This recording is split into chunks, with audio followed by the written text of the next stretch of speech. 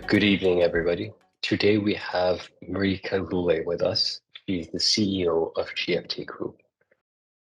I am incredibly honored, grateful, and appreciative to have such an amazing and esteemed guest on the show. Marika has had a stunning career. She was the co-founder of BizTech. She went on to work at Deep Oil Deutschland, and then went on to hold multiple management positions at Software AG and later Cambridge Technology Partners. Finally, she joined GFT's board and became the CEO in 2017. She has subsequently led a major expansion at GFT. GFT provides technology consultancy services across many different functions, including data analytics, AI, blockchain, and cloud computing. GFT's motto is engineering first. Would you like to add anything about yourself? No, actually, I joined GFT already in 2002 as the COO for the group. And then 17, I got promoted to CEO. So I'm 20 years already in the company, more than 20 years, actually. For anybody who doesn't know, could you introduce GFT? Well, you summarized it quite well in your introduction. I would actually say we're truly deep tech, 10,000 people worldwide in 16 countries. Focus is heavily on financial services and special IoT solutions for the manufacturing sector. And I keep always jokingly saying that we have 10,000 people knowing IT deep, which everybody wants to have. And for young new graduates, I remember I was one, 4 or 5 years ago, and it was a very competitive and difficult market to get a role as a graduate. So what advice would you have for young graduates today? I mean, when you choose your first job, you obviously don't know what you're choosing and you don't know what you're really good at. So my advice is that you go for a company in which you have the option to work on different projects or on different engagements, so you can learn fast what you're going to be good at and then go deep. Most people, when they graduated, they think that they have to become a generalist. But my personal advice is first become a specialist and then become a generalist, not the other way around, because you have to understand at least one thing really well, really deep, so that you can provide value and hopefully you're good at, and then generalize a bit and go broader. And this then you have the right fundament, the right basis, and then you can go broader in your job role. Very interesting. So what was one of your biggest challenges in your professional life, and what did you learn from that? Oh my God, listen, I'm looking back on 40 years, so I think I could speak the whole evening about challenges and difficulties and failures. I would say, obviously, when external events happen and they limit your ability to reach your goals, that I always found challenging because you can't do much about external events and they usually come unexpected. But it also always helped me to adjust, to learn new things. And obviously, when you overcome them, then you feel much better thereafter. And what I learned is that it is very important to not feel as a victim. Most people, when there is an external event, which again limits your ability to achieve your goals, the people say, "Oh, I couldn't do anything." So it's a kind of a victim behavior. But that limits actually your ability to act, right? And as much as you have not, obviously you're not responsible for the external event, but you're responsible how you act and how you change and how you adjust. And that was for me the biggest learning, to never feel like a victim. Always stay in the driver's seat. Wow, that is amazing advice. And what inspired you to start a business at such a young age and take such a huge risk? You mean when I founded the company after I graduated? Yes.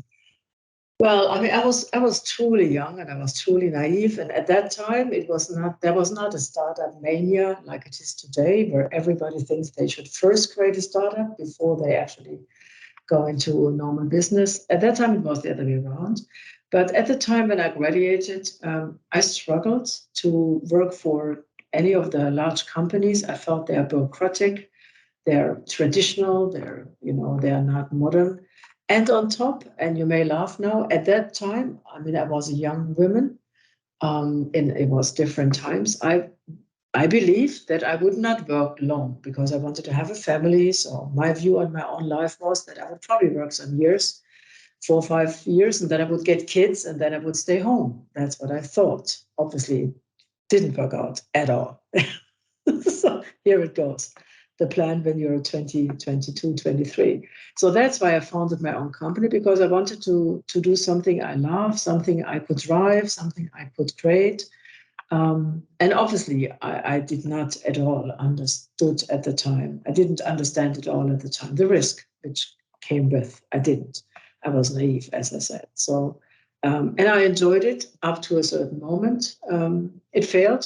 It was not successful, but I learned a lot. And then I simply did what most people do immediately. I joined a normal company, became a normal employee, and actually, different to what I had originally thought, I never stopped working. So in hindsight, my plan was wrong.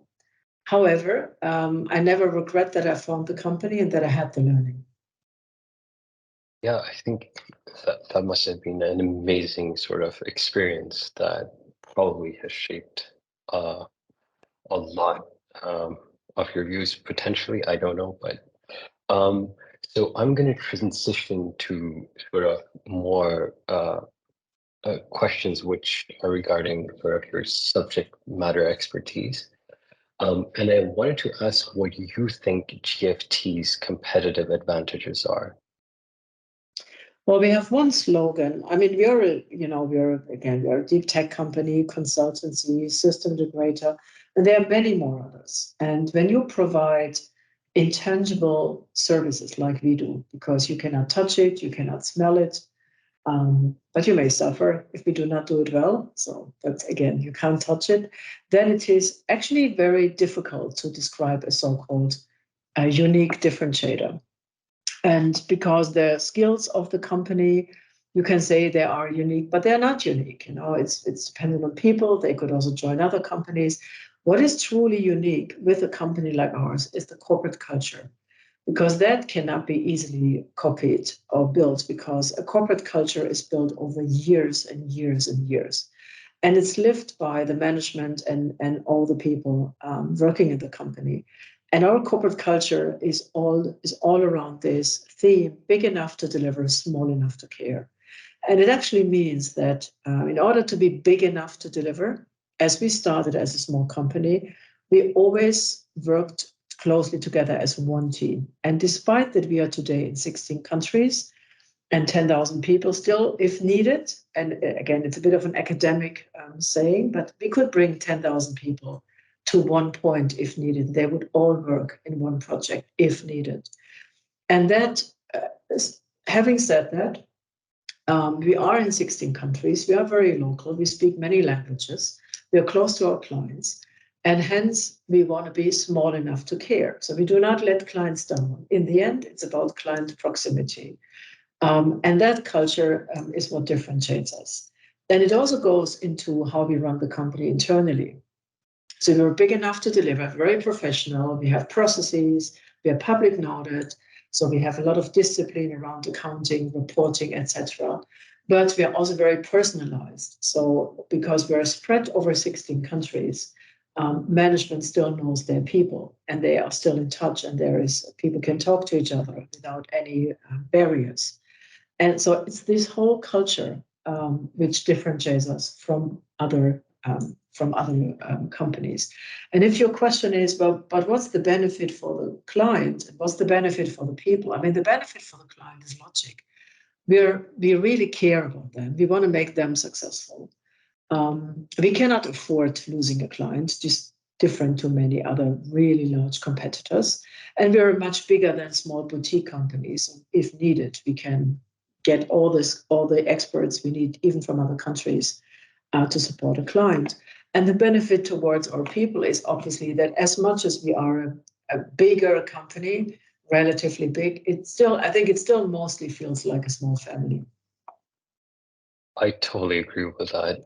And I may be a bit biased considering I'm working You are, at because GFT. you're a member of that family, right? Yeah. But it definitely has a very nice feel to work at this place. And it doesn't feel too big.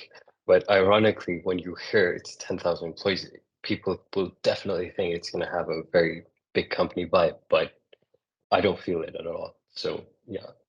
Um, I'd like to ask you, you actually touched upon this a bit, right? About external factors having major impacts, etc. So currently there are many economic challenges such as interest rate rises and potential recessions in different regions. So what is the GFT idea or outlook on tackling these difficult challenges? Well, I mean, as everybody else, difficult to predict the future. I do believe inflation will go on for a while. I think everybody keeps saying this, interest rates will stay high. Obviously, it puts cost pressure on us because wages go up. So this means we have three ways to respond to that. One way is we increase prices with our clients.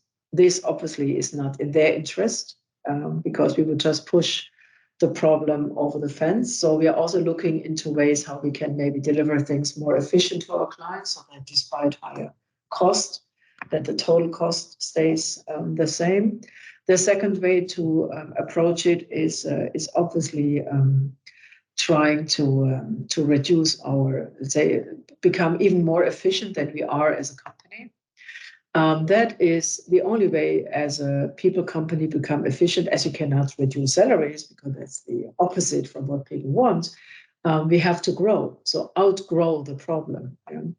Because the more you grow, the more your overhead cost in relation to growth become lower. Yeah? So even if they grow, but if they grow less than your total growth, you become more efficient. With that, if you can then compensate probably cost increases so that you still have the same margins, which is ultimately the basis for the dividends for shareholders. And obviously, the third solution is you do nothing and your shareholders suffer, which you can imagine is not highly appreciated because then our share price would go down, which is not what we want. So we obviously try to do both of the first two things, so try to do some price increases. Second, try to be more efficient towards our clients so that they can stand the pressure from that side, and also to outgrow. So therefore, growth remains our mission. And we grew a lot the last 2 years, and we want to continue to grow so that we can simply compensate those effects. Wow, that's an amazing strategy. And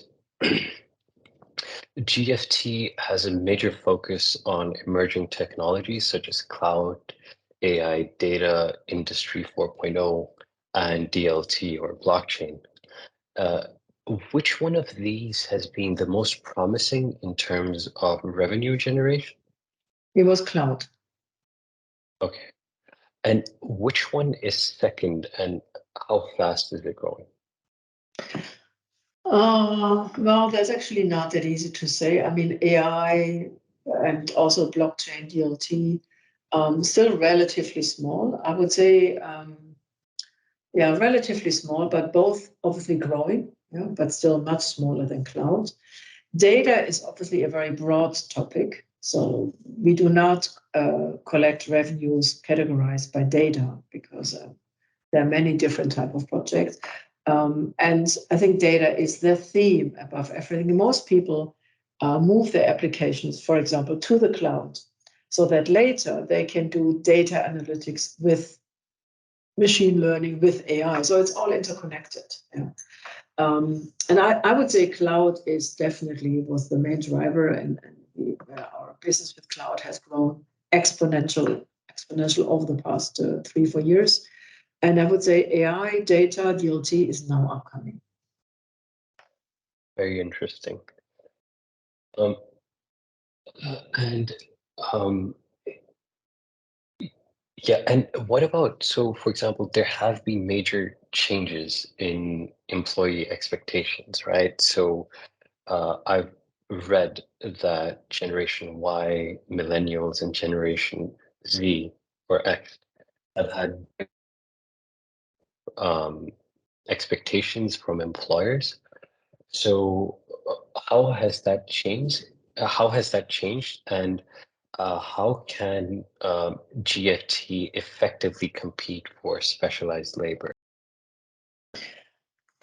Well, I would say this is not new. I would say people who work for the IT industry were always at the forefront of having expectations towards their employer.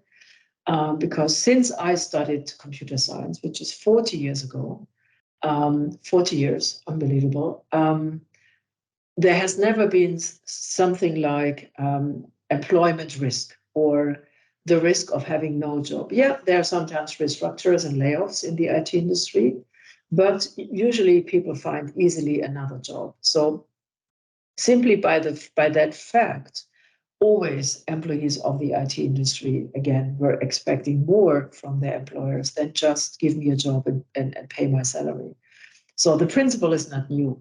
What is obviously has changed over the past years is that there is more drive towards flexible things like sabbaticals, time off, not to speak about working from home, working abroad, which we implemented. Um, and let's say also the focus on having a career has changed. I would say when I grew up, it was the dream of everybody having a career, going up the hierarchy in a company.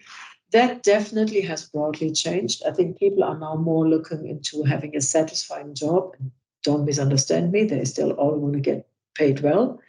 But I would say that the hierarchy, let's say the hierarchy focus, that has shifted. And people looking more into interesting projects, working together with colleagues they can learn from. People have the expectation that their boss is not just there to orchestrate things, but that they can learn from the boss.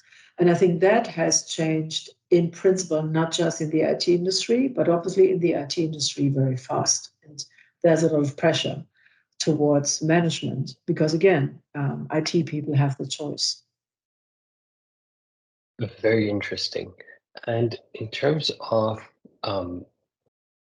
client diversification, um, what is GFT's client diversification plan, and is it meeting its targets on that? Yeah, so this is obviously related to also the, let's say, our strategy. So we have, I mean, the client diversification is on the agenda of everybody, of every company. I would say what we did a bit more the last 4 years, we also diversified into other sectors. The first one was the adjacent sector, insurance. It was relatively logic. Although insurance companies do tick very different than banks, but let's say it's all about money on both sides. So therefore, there is some it's a bit adjacent. I think the more disruptive decision was in 17 that we decided to also go into the manufacturing sector. And I remember many people struggled to understand why, because we had no competence, no history, no references, no experience, nothing. My view at that point in time was that, unlike in the past, where the industry sector heavily focused on IT for, let's say, finance, accounting, and maybe some people data and some sort of applications for their factory, which they mostly bought from, let's say, the SAPs, the Microsoft, the Oracles of the world, that with a new topic, IoT, industry clients were interested in understanding new technologies. And we understood new technologies very well because banks already are using it. So my view was that we might not have the manufacturing expertise, but we have the new tech expertise, and we can bring that to the industry sector. Plus, along the IoT idea, you would in the future include micropayments, into the IoT platforms. And that is obviously something which is connected to banking.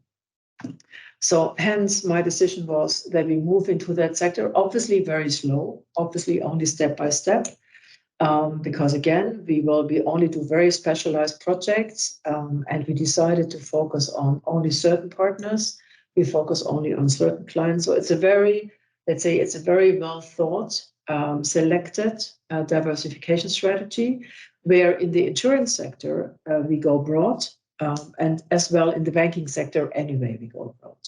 And yes, to your first question, are we meeting our targets? Yeah, so far we are meeting our targets. Oh, wow. That's very, very interesting. Um, and I wanted to ask in terms of expansion or when GFT decides to enter a new market, what does GFT think of or what sort of factors do they take into account prior to making a market entry? Well, I mean, it goes back to the early days of GFT. I mean, when I joined GFT, GFT was already working not only in Germany, but in Spain, Switzerland.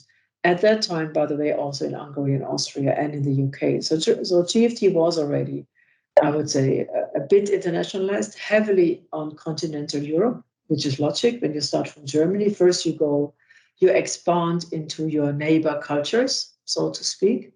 The real disruption was when, and again, it was logic. Why?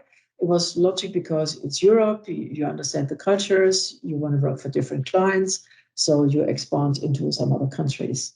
And the very first expansion of GFT, I was not a GFT at the time, but the very first, and that's also very, very classic, is that the GFT operating in Germany obviously expanded to Switzerland, to the German-speaking part of Switzerland, and to Austria. And again, it's connected because they speak the similar language, not the same, but a similar language.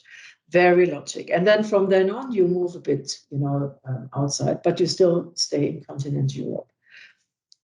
It was quite disruptive when we jumped over the ocean and we expanded to Brazil. That was truly disruptive. It's not only far away, it's definitely a different culture. And people in Brazil speak Portuguese, which is a language which has not been spoken in GFT. And we did this organically, whilst the expansion to Spain in GFT at that time was actually driven by M&A. And this is, by the way, you have two ways how to expand. You can expand by M&A. You buy a company in a market you want to operate in, or you expand organically. So you send 2 or 3 people from your company into the country, and they should land in the country and then build the business. This is usually very hard, and it takes usually a lot of time because you have no connections, you know nobody. Now you might say, when do you decide what to do what? Obviously, it's a cost question because acquiring a company costs a lot of cash, costs you money. Where organically is cheaper, but takes longer. So the first decision you should do is, do I want to go to the country and why? So is there enough market potential? Do we think that we can compete against the incumbents in that market? That's the first analysis you do. Do we have a first client? For example, the Brazil expansion was driven not proactively by us, but the other way around. There was a client, it was actually Bradesco, the second largest bank of Brazil. They were looking for a partner to renew their core banking, and they made a visit to many banks in Europe, and some of them mentioned GFT. So they called us and asked us, and we said, well, we don't operate in Brazil. They said, oh, no problem, we can help you. So one way is if you, for whatever reason, and regardless how, you got your first client, it's obviously a good start in a country. And Brazil, by definition, is a huge market. So we felt, let's do that. Obviously, when you rather want to go to a smaller market, you might do M&A. Or if you want to go into a market which is a so-called very mature market, so it's highly developed, different to Brazil, for example, was Italy. And in Italy, we acquired a company to go into the country because we realized it would take us too long, it's too mature to build up our own business. So the main decision you take is first, is there an opportunity? Is the market big enough? And second, do I have the time or do I have the money? One, you have to have. Yeah. Very interesting. And what is GFT's view on diversity? Oh, well, this is it's a highly discussed topic these days. I mean, in fact, you know it yourself, the IT industry does lack female talent. And I must say, when I studied computer science back in the early 80s, as many women studied computer science at that time than today. And I'm always very frustrated that 40 years of talking about technology, talking about the ability for everybody to have a career, to have a good job, has not yet landed in convincing more women to study computer science. I find this quite frustrating, to be honest. And I said to many politicians, guys, what you're actually doing, right? You talk the whole time, but see the facts. There is no difference than 40 years ago. I find this personally very, very frustrating. Having said that, I'm very proud that in GFT we do have 24% of our global workforce is female, which honestly speaking is a lot driven by countries outside continental Europe, outside Europe. And the reason for it is that in other countries like Brazil, even Spain, but also Mexico, there is more poverty than in Europe. That for people there, female or man, working in the IT industry is their route to wealth. So a lot more women use it in those countries to get out of their, let's say, out of their class, to move up. In Europe, obviously, especially when you go in Germany or UK, there's not such a driver. So my personal thesis is that countries which are actually more immature in their own development, there we find more women studying computer science than in mature and relatively rich countries. I find this personally very, very interesting. It's a paradox. It really feels paradox, but it is a fact. So we obviously want to do, we obviously, ideally, we would have much more female talent. But again, I'm already very happy that compared to a classic 15 to 18% share of female students in computer science, that we have 24% women. So relatively to that, it's a good number. But again, I think this is something where the whole, let's say everybody, every country has to work on that. That is incredibly interesting, actually, because I would have thought that Western or the European market would have a higher percentage. So no, it's lower. Yeah, so that's incredibly interesting. But actually, I'd like to say something about this. So this is from personal, and this has no data or research study to back this up. But very interesting anecdote was that my uncle, he has a daughter, and he would play Lego with her, and he would work with he would do math, and also, of course, they bought her dolls and other things as well, but they also work he personally helped her with Lego, etc., all of that. And she has a very heavy sort of science tilt. So maybe parents, if they have sort of an initiative where they uh, do these kinds of things with their daughters at a young age, it could spark an interest from a young age to encourage them, maybe, or help them develop an interest in something Yeah, like this. If they're interested, of course. Yeah, I would agree. I think there are two ways how young young people, young men or young women, choose their future roles. They usually get influenced definitely by the parents, how they talk, what they say. Second, they get influenced by media. I keep joking when you look into when you go into the cinema, or you watch a film in TV, and there is somebody playing the role of the IT person. It's not somebody you want to have as a friend, right? It's usually a bit weird. It looks not the most, looks a bit fancy. And I keep thinking, my God, the picture you're bringing to the people is actually shocking, right? So, but this influences young people. And then obviously the third element, and that works in immature countries, is the drive for wealth, is the drive to be able to be in charge of your own destiny. And that is a drive which you have in developing countries, regardless of role models, regardless what parents say.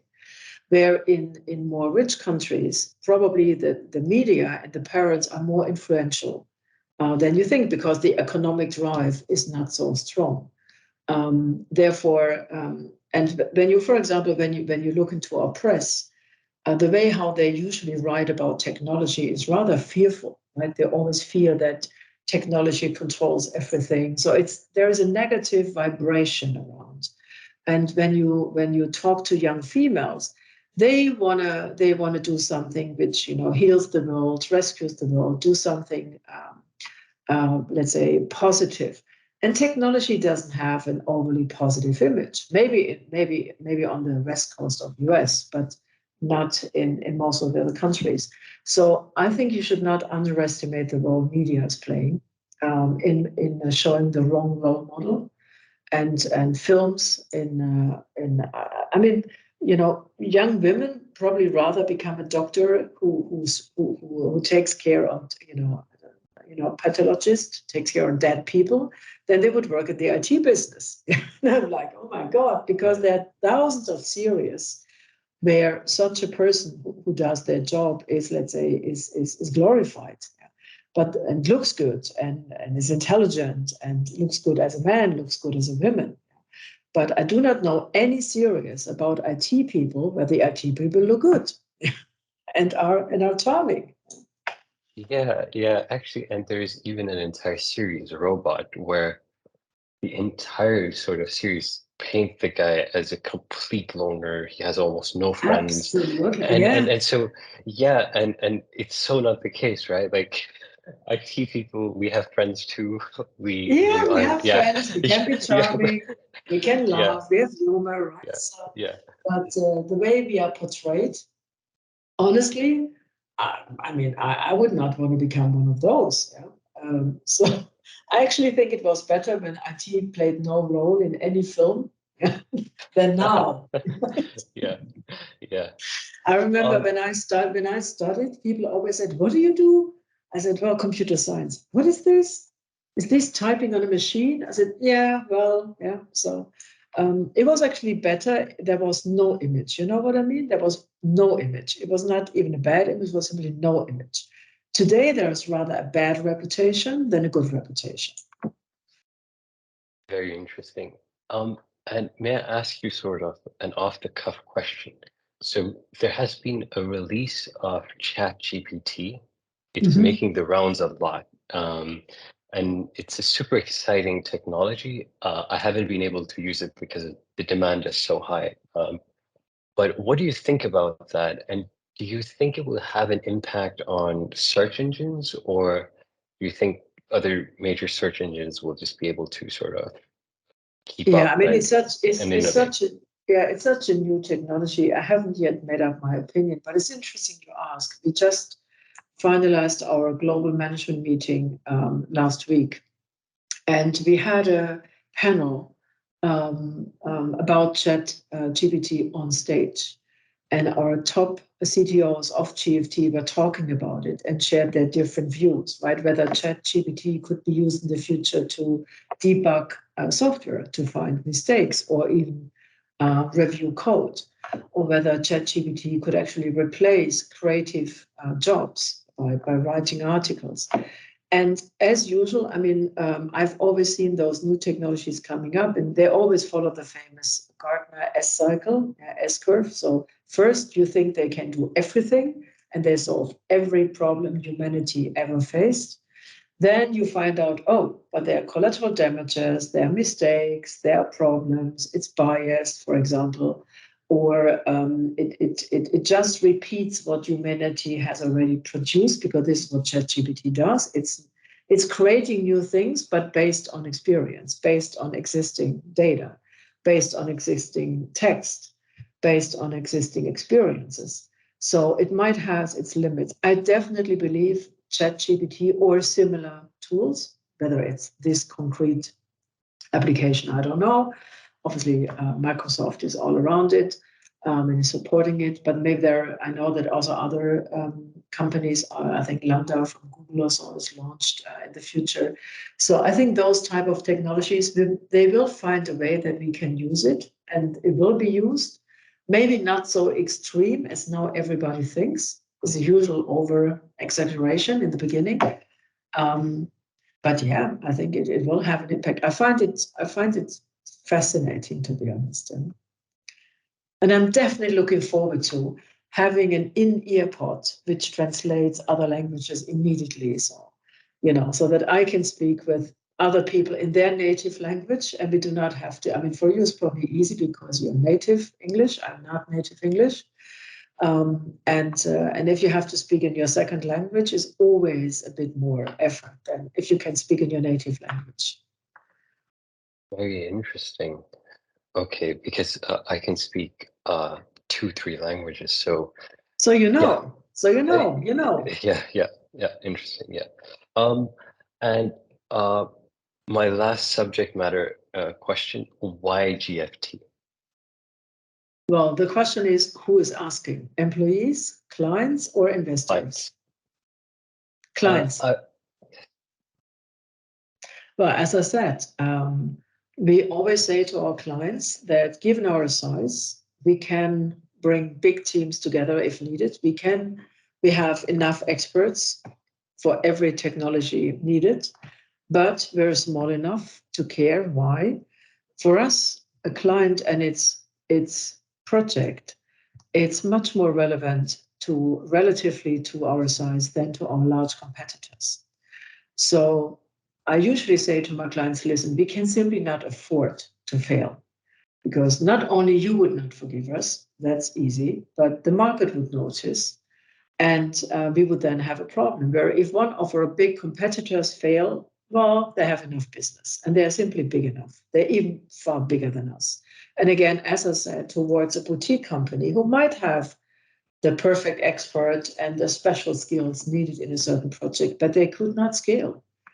So you can also summarize it. We can scale, we can be fast, and the client is relevant to us. I'm going to transition to some personal questions about personal interest. So, what is one of the most interesting books that you've ever read? Yeah, I'm reading a lot, to be honest, so I need to think. It's already some years ago, but there is an Austrian author, Mark Ellsberg, and he usually writes, I would say, science thrillers. So it's a connection of science and thrillers. And there was one book, it was called Helix, the DNA helix.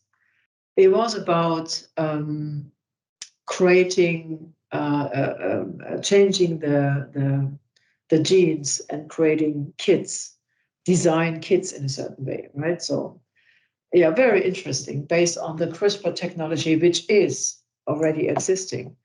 And that book was very interesting. It was not only interesting from a science perspective, it was also interesting because those kids, who obviously are more intelligent, more power, more smart than anybody else. So you would say, wow, they actually, in the end, there was one question they were asking to say, we want not to be the only one being different than anybody else. We want the whole world to be like us. We do not want to be the minority. So they felt being a minority. And I found this just interesting intellectually to say, these kids should actually be very proud because they can do everything, but they actually felt as a minority. That is very interesting, yeah. And I think that is actually slightly true from the experience. So there are people who are born with, it's classified as a genetic disease, but it can sometimes actually result in higher intelligence. Yeah. And anecdotally, I don't have evidence to suggest this from a study, but there have been anecdotal evidence where they're not socially as accepted as people who aren't as intelligent. So actually, that actually sounds very kind of like that would be very possible. Yeah, that would actually happen. I found it simply interesting that I was not aware that that you can already do it. So that was just interesting. The thriller is well written; it's a nice thriller, but on top, there were quite some. There was some parts of the book where you started thinking on. It was whether we have the right to do that, how they would really feel, what's their response to it when they found out that they are special and different, and how they reacted. I found this very interesting, simply interesting, not in the British sense of interesting, but really interesting. Incredible. Um, what is one of the most interesting life experiences that you've had, for example, related to travel or seeing a mountain or going to a specific place that you think maybe, yeah. Well, I mean, in my life, it was obviously the birth of my son. But beyond that, if you refer to travel or landscapes, I just remember some years ago we did a trip to Cambodia, and we visited Angkor Wat. It's a huge monument, many, many, many 100 years old, and you just wonder how people without machines, could build that. I'm not sure you know Angkor Wat. It's the biggest.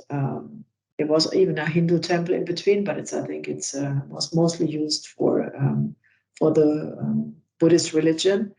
And it's just when you stand in front of, you just think, wow. You just think, wow. Wow. And is that in India or is that in Nepal? Cambodia. Cambodia. Okay. Cambodia. That's in a okay, yeah. And this question is normally asked at GSB. So what matters most to you and why? GSB, what is that? It's Graduate School of Business of Stanford. So they tend to ask this question a lot. And I find it it's a very interesting question in my opinion. And the question is, what matters most to you and why? Well, it's obviously my son, my family, my husband. Okay. And what do you think? This is my last question. What do you think is the purpose of life? Oh my God. Purpose of life, that's a big question. It's truly, I think it's the purpose of life is simply living it. I simply believe it's living it and taking things as they come and try to deal with it and have and influence it so that you kind of create your heritage in a way, whether it's intangible, whether it's with a family, whether it's with a company, or whether it's with friendship where people remember. I would like to thank you so much for coming on this podcast today. It has honestly been one of the best podcasts I've ever done. And I've genuinely, I've really thoroughly enjoyed to listen to your wealth of You're knowledge. welcome. So thank you very much. And it was an honor to have you on. No, Hussein, I really, when you approached me in our UK office, I thought, hell, if you have that initiative, I'm always happy to support people who are creative, who are, let's say, going beyond, beyond the line, doing an extra mile. So I wish you a lot of success in your podcast. And and hopefully you get some good comments. And if I've been helpful in giving you, let's say, some ideas or some interesting different perspectives, I'm more than happy to. Thank you very much. Thank you, Hussein. Thank you for coming on the show. This was the Intrastellar podcast with Shoaib Hussain. Please like, share, and subscribe, and click the notification button. Thank you for watching, and I look forward to seeing you again.